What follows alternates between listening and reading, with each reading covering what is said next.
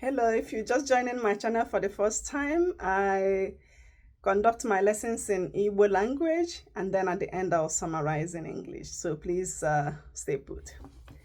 Ndewo ndị ebe anyị, ndewo na obi ihe dị nwunu nwanyị nwa afọ Igbo. Abịakwala m ọzọ n'ụbọchị nke taa iwetara unu ihe mmụta ahụike, ihe mmụta. So ihe anyị ga-agbata ụkwụ na ya n'ụbọchị nke taa bụ ihe a na-akpọ ọnụ isi. Okay, so mgbe ụfọdụ mmadụ anọrọ gị nso ma ọ gị na ya kwuo okwu gaa nụ isi ọnụ ya, it's like mgbe ụfọdụ ya bụrụ from ọnụ, mgbe ụfọdụ kwana ya esikwa from imi. Okay, so ya bụ ihe m chọrọ ịgbata okwu ugbu a. Ana m adasị ndị mmadụ amana mmadụ ikpe because mgbe ụfọdụ ịmachaghị ihe kpatara ụfọdụ ihe na-eme mmadụ maọbụ ụfọdụ ọrịa mmadụ. So ị nwekwara ike ọ bụ na onye nọ gị nso ma onye ikwu n'ibe gị ma ọ gị na ị nwekwara ike kpọrịtakwa onye ahụ kwuturu ya. Ọ bụ na o nwere enyemaka ị ga-enye mana otu a ga-esi nyere onye ahụ aka, ọ ga-adịkwa mma. So ihe a na-akpọkwanụ ọnụ isi, ndị oyibo akpọ ya halitosis. Ọ na-ada esi like m kwuru n'isi mbido, ọ na-ada esi maọbụ n'ọnụ maọbụ na imi. So ọtụtụ ọnụ isi na-ada esi n'ọnụ, then ụfọdụkwa na-esi na ahụ anyị ndị ọzọ dị iche iche. Okay, ọrịa ụfọdụ dị iche iche.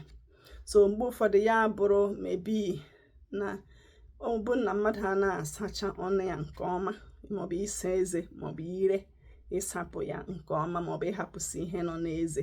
Mgbe ụfọdụ mmadụ enwee nsogbu na agbụrụ ya, gums. Then onwe nnọọ ọrịa ụfọdụ nọcha ihe ụfọdụ na-enye nsogbu dị n'ọnụ maọbụ asapụ ya ọfụma, maọbụ mgbe ụfọdụ ọrịa dị iche iche maọbụ na ọ bụrụ onye na-eyuzu dentures, ọ bụrụ na onye ahụ na-efiti ma anya ọfụma na ọ nọzighị ọfụma. Ihe ndị ahụ niile nwekwara ike itinye aka n'ọnụ isi maọbụ ọnụ ịkpọ mmadụ nke ụmụ ụfọdụ ọgwụ ndị mmadụ na-aṅụ na-eme ọnụ ji akpọ nkụ. Okay, so ihe ndị ahụ nwekwara ike ilidite ọnụ isi. Then ihe ụfọdụ dịgasị iche iche ma ndị nwe alaji n'oso maọbụ ndị na-enwekarị imi na-akpọchikarị because ha na-ada ha ihe gbasara maọbụ dust na-ada enye ha nsogbu so imi akpọchie ha mgbe ụfọdụ so maọbụ mgbe osisi ma nwụba ịghọtala. So ya na-enye ha nsogbu ụfọdụ gaa na ebe ha na-eze ndụ maọbụ imi akpọchie. So ụmụ ihe ndị ahụ ndị bekee asị maọbụ alaji ịghọtala nwekwara ike itinye aka ime then o nwekwa ihe ndị bekee ihe a na-akpọ H. pylori. So o nwegasị ọrịa ụfọdụ nwere ike ịnọ mmadụ n'ime ahụ ma nke a na-akpọkwa hepatitis ma ọrịa liver kwa ịghọtala maọbụ ọrịa imeju ịghọtala ọrịa imeju.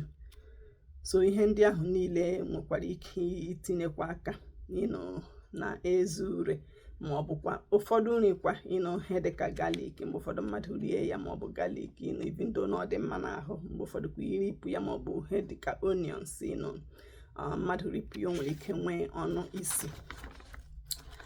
Alright, so then ihe ọzọkwa wụ like I said, o nwere ike ọrịa ụfọdụ dịgasị mmadụ even ọzọkwa bụ ọrịa diabetes too. Ọrịa diabetes like ọrịa shuga nwekwara ike ime mmadụ. Okay, ya enwekwa eze maọbụ ọnụ isi. Okay, so and enwegasị ihe ndị bekee ihe aha na-akpọ bacteria. Enwegasị ọtụtụ bacteria nọkwa n'ọnụ mmadụ. Ụfọdụ nakwa enyere ndụ aka beta, ụfọdụ kwa bụrụ ihe na-aka ọsọrọ mmadụ nsogbu. And enwegasịkwa ọtụtụ test dị iche iche eji ga-elegasị maka ọnụ isi amara otu ọ dị ma ọ dị oke njọ na mmadụ n'idere gị ịhụ onye dibịa. So and then otu esikwa na-enyekwa n'aka ihe ọnụ isi a, enwegasị ọtụtụ ihe mmadụ nwere ike ime. The first number one thing ihe mbụ mmadụ ga-ime bụ ịchọpụta gịnị na-akpatara ya ọnụ isi. Ọ bụrụ ị nwere ike ịchọpụta ihe na-akpata ọnụ isi ahụ, then esizie from there ịghọtala ya aka mana otu a ga-esi mee. Because ọ bụ nnọọ just ịsa ọnụ at least ugbo abụọ n'ụbọchị, ma iji brush na toothpaste nke ndị oyibo, ma iji atụ ndị Igbo anya na-eji ya atụ ekwu n'eze ịghọtala. So at least onye ahụ mee ya ugbo abụọ n'ụbọchị, ụtụtụ itetara and then before ga-alaba sasị ọnụ kpụsị ọnụ, ọ ga-enye aka because at least onye ahụ mee ọ bụziri na ọnụ isi ahụ ka dịgide ime sacha ọnụ sa ọnụ mee ihe niile nwere ike ma ya dị then onye ahụ kwesịrị ịga hụ onye na-elekọta eze ndị bekee na-akpọ dentist. Ọ na-adịkwa mma ịga ịhụ dentist ọ bụgodere once a year.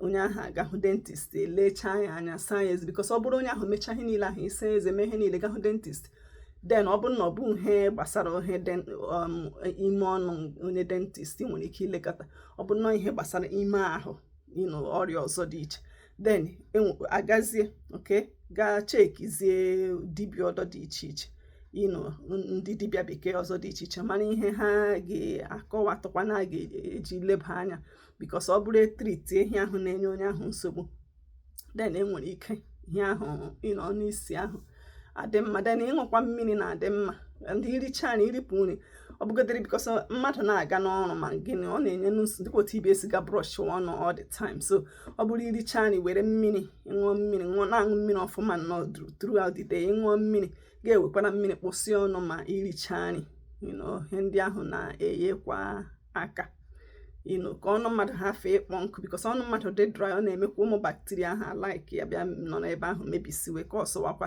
wepụtasịwe ihe nwa na-aka ọsọ akpata ọnụ isi. Olee ihe ọzọ ya, so ihe m nwere ike ikwu na so aga m ejisi ike chịkọta ya n'okwu bekee na so so halitosis, that's what I'm talking about today. All right, so that's foul odor that comes from it can come from the mouth or from well, if it comes from the mouth, we say intra-oral, or sometimes it's extra-oral factors, so it could be other problems. And the statistics says that 80 to 90% of halitosis is caused by intra-oral factors. And then about 10 to 20% of halitosis is induced by extra-oral factors, associated with systemic disease. So the intra-oral factors, let's say like, coated tongue, poor oral hygiene, sometimes, low salivary flow too, or high saliva viscosity, can also lead to that. Gingivitis, oral appliances, like orthodontics appliances, ill-fitted dentures, and even oral cancer and the oral ulcer. Those things can lead to mouth odor and then dry mouth too, which is caused xerostomia. And then extra oral factors, like systemic diseases. So like viral hepatitis B, liver, even Parkinson's disease, allergic rhinitis, so all those things. And then when it comes to food like garlic, and onions can also, cause oral or mouth odor. And there are lots and lots of bacterial type, that leads to, it's not just one bacteria, there are lots of bacteria that can lead to oral or mouth odor. So, and there are different tests also to detect halitosis. So, but it's very important to identify the cause, so that we can tackle the problem. So first, it's good to go to a dentist, like after you have, done all the oral hygiene, like brush your mouth at least, brush your teeth, sorry, at least twice a day, floss, when you floss, at least once a day, and then what else? So you floss, you brush, you scrape your tongue or brush your tongue. After you do all these things and you're still experiencing mouth odor, it will be really beneficial to go to the dentist, and it's recommended to at least go to the dentist once a year. But if you're having problem with mouth odor, at least if after you have done all these mouth cares and then it's still there, the mouth odor is still there, go to the dentist. And then after the dentist, maybe they will do some give you some recommendations what to do. If after doing all those things there's still problems, then you can go to your primary care physician, or even the dentist can recommend for you to maybe try to see another doctor. So maybe it's something that's not from the oral, from the mouth. It could be something coming from inside, like, you know, systemic. So it could be, who knows, maybe someone that has diabetes or, you know, other problems. So then, you know, that problem can be tackled, because if not, that oral or mouth odor will not go away.